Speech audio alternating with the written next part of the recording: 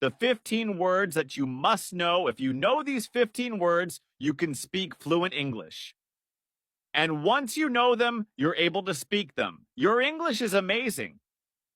So practice all these 15 words with me. Now, I have a homework for all of you. Hello, everybody. How are you all? Hope you're doing great. So welcome back to another session of learning English, improving your English, and speaking skills. Well, today's lesson is going to be another awesome lesson because today I'm going to tell you about these 15 words that you must know to speak fluent English. So if you know these words, if you know them, your English will become amazing and you will be able to speak fluent English. Why? Because we need words to speak in English.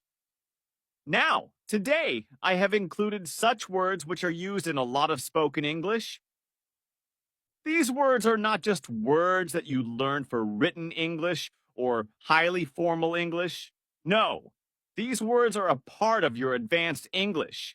Yet they are used in everyday conversations and are used a lot in day-to-day life. So these words will make you speak fluent English. Are you all ready for this? I'm Liba, your certified English language teacher, computer certified by the University of Cambridge, UK. And before beginning, please subscribe to the channel so that you can get all the lessons that I post for you on this channel.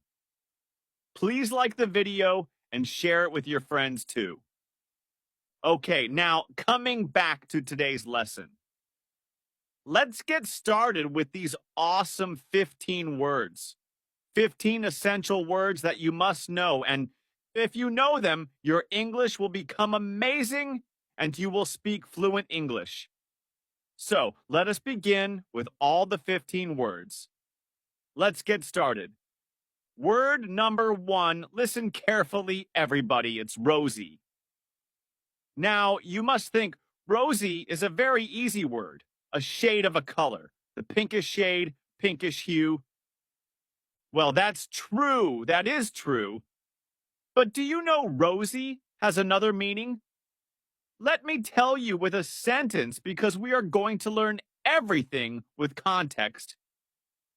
The purpose of today's lesson is to learn this vocabulary with context because only then you'll be able to speak it. The sentence is, the prospect to sign this deal seems rosy.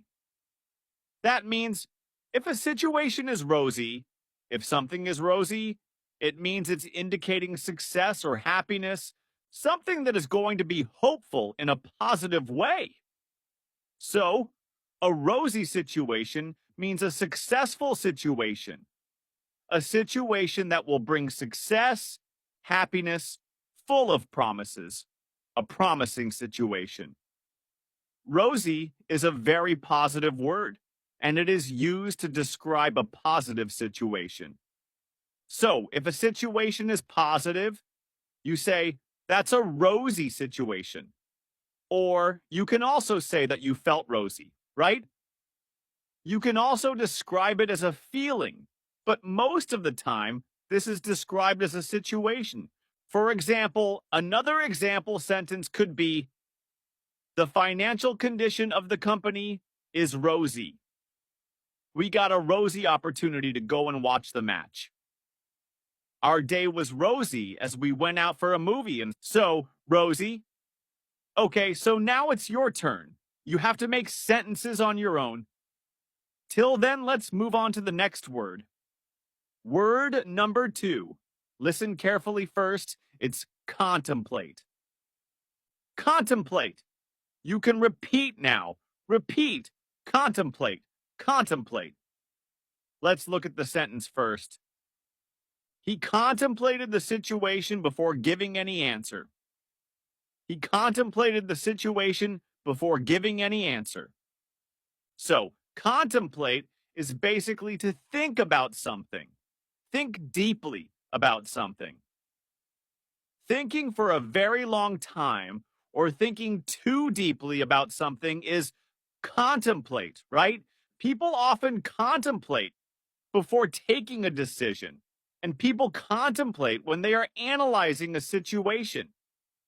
That means they're thinking too deeply about a situation, thinking about something for a long time, being very thoughtful in your decision. Another sentence could be, she contemplates her future too often. That means she constantly thinks too deeply about her future all the time.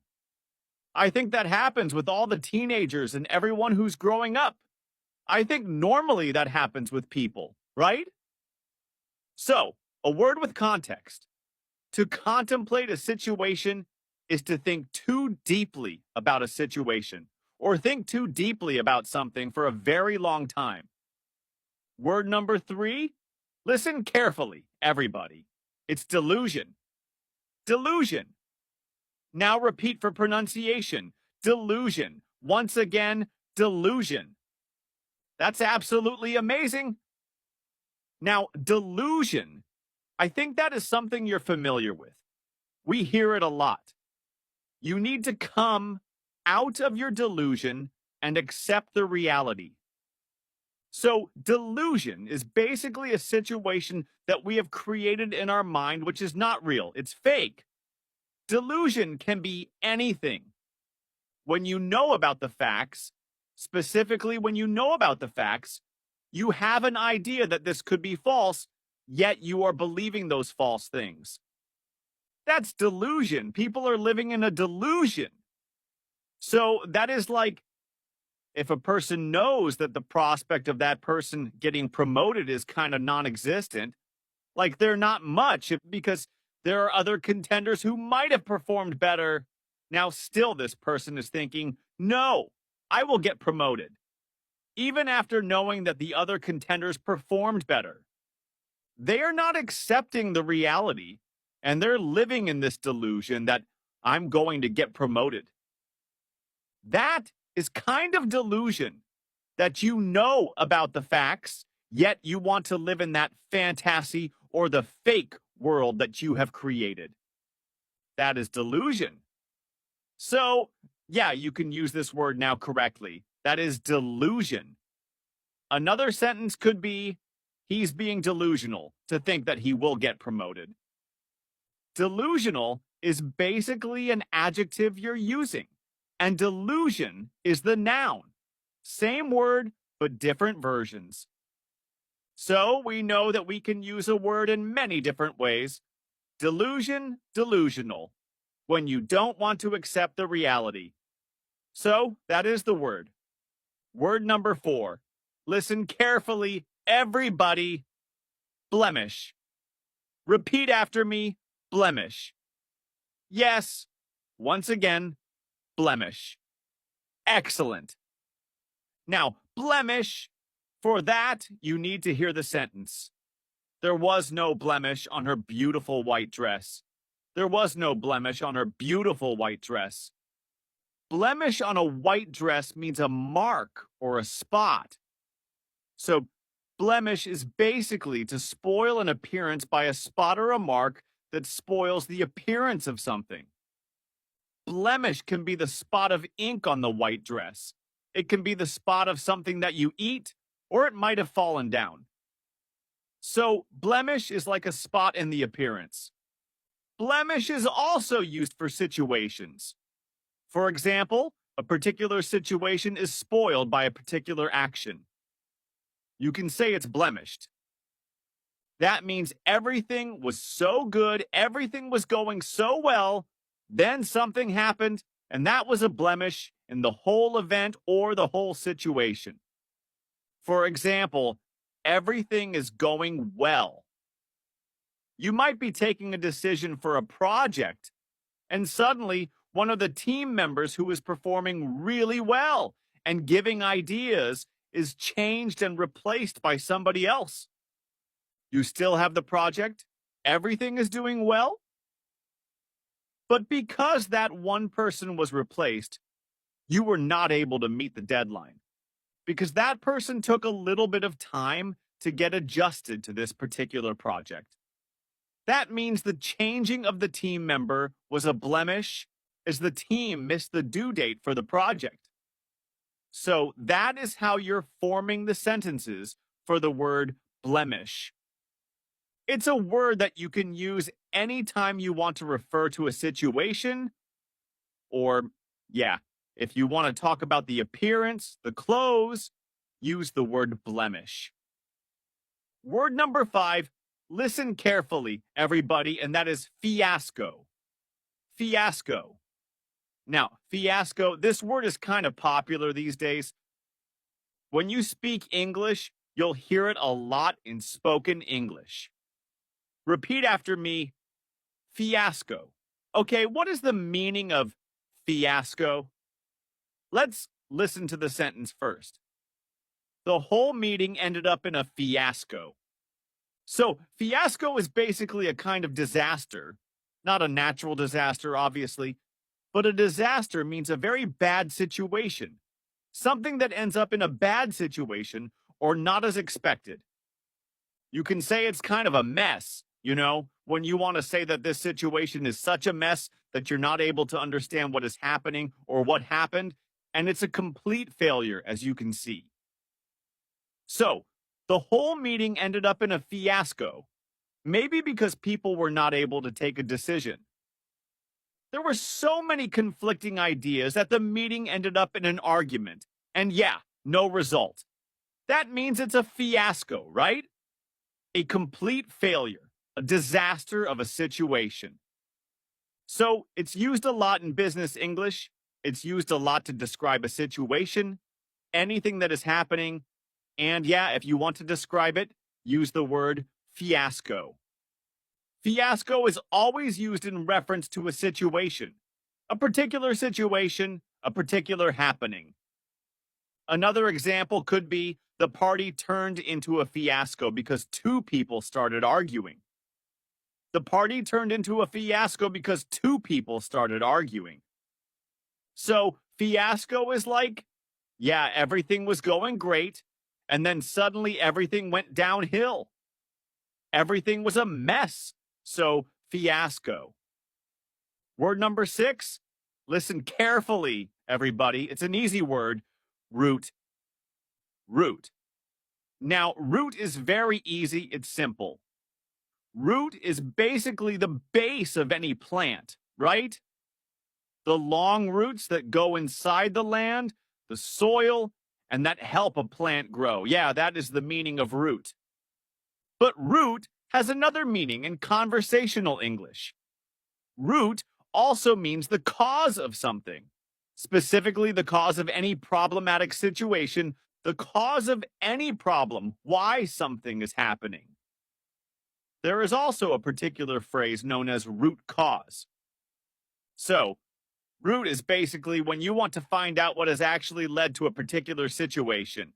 The beginning of something, where everything began from what was the cause, the reason. That is root.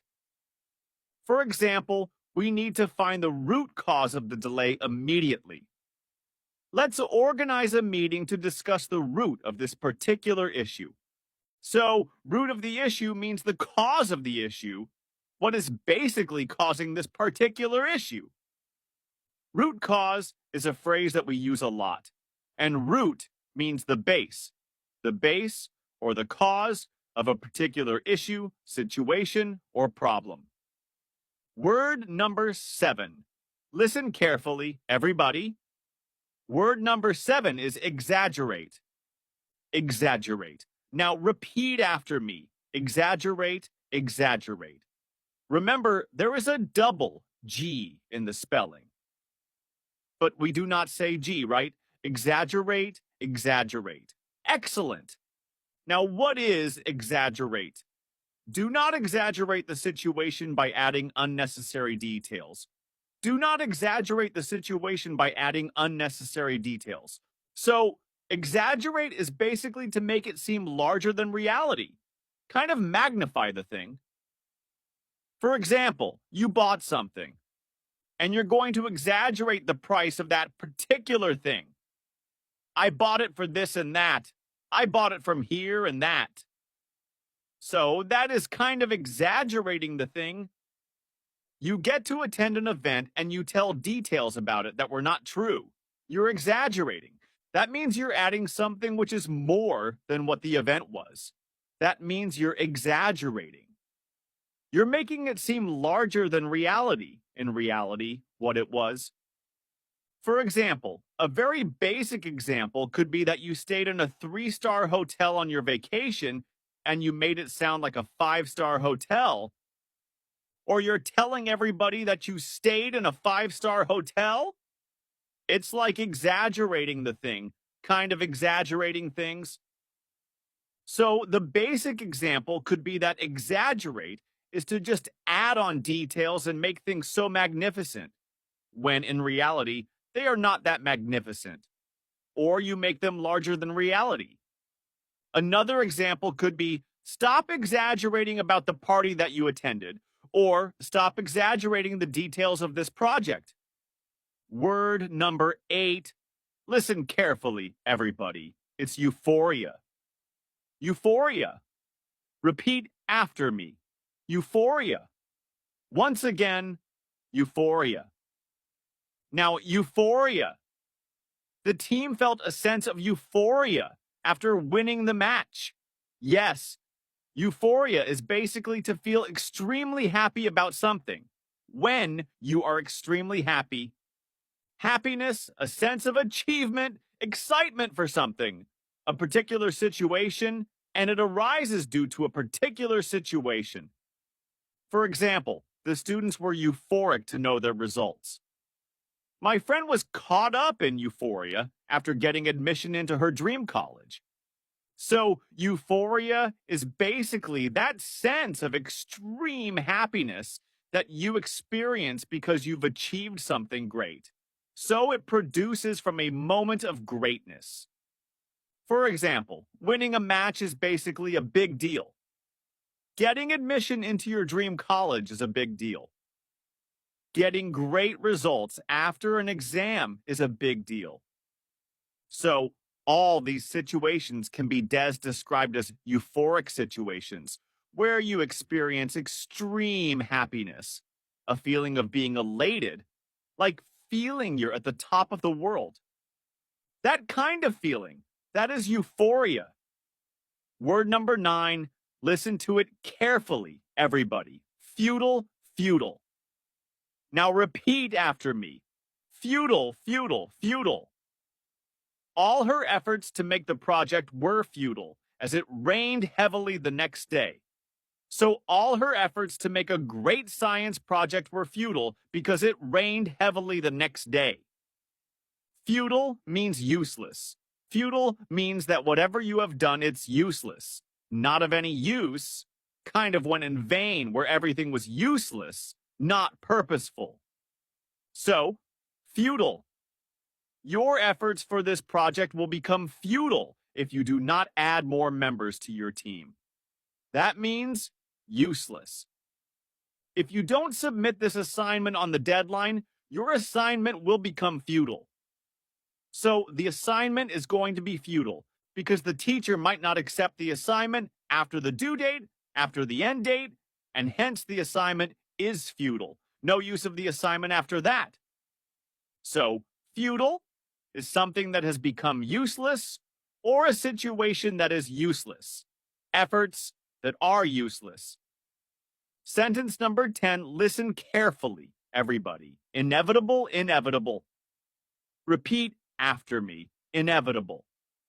The inevitable appointment of the new CEO was an inevitable decision. Inevitable means something that you cannot avoid at any cost, that is bound to happen. Some things in life are inevitable. Some things in life are bound to happen. You have no control over them. They will happen. They're inevitable. Inevitable is something that you cannot stop from happening. It is bound to happen. Sometimes you use it for situations where you know that this is going to happen, or this might happen.